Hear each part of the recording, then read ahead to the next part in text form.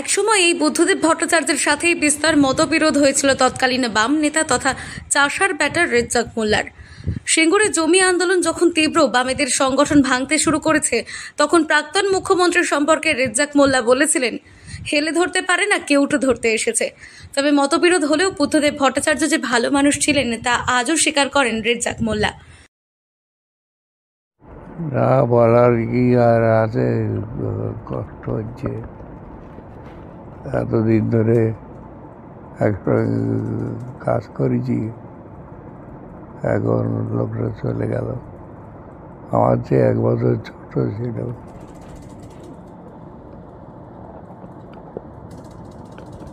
এসে হতো, স্বাভাবিকভাবে মিটে যেত।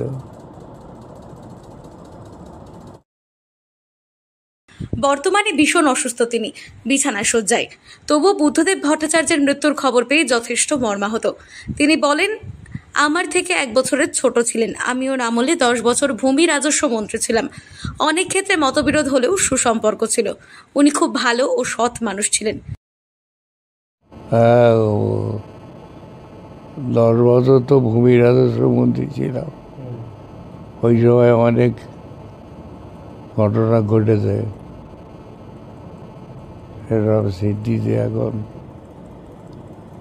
বাড়ছে।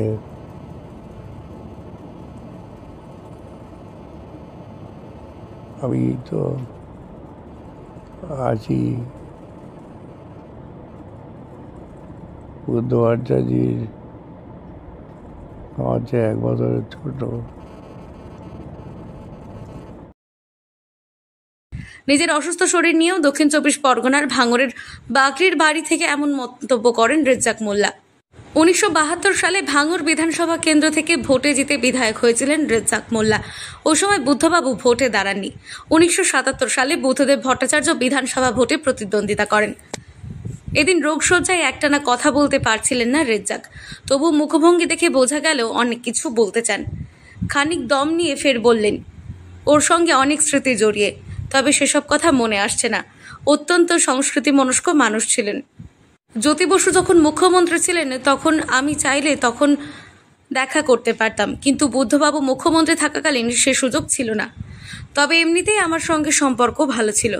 সালিম গোষ্ঠীর রাস্তা তৈরি নিয়ে জমি সংক্রান্ত বিষয়ে আমার সঙ্গে বিরোধ তৈরি হয়।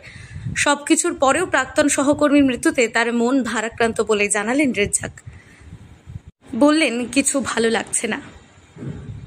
দক্ষিণ 24 পরগনা থেকে সুমন সাহার রিপোর্ট, লোকাল 18 বাংলা।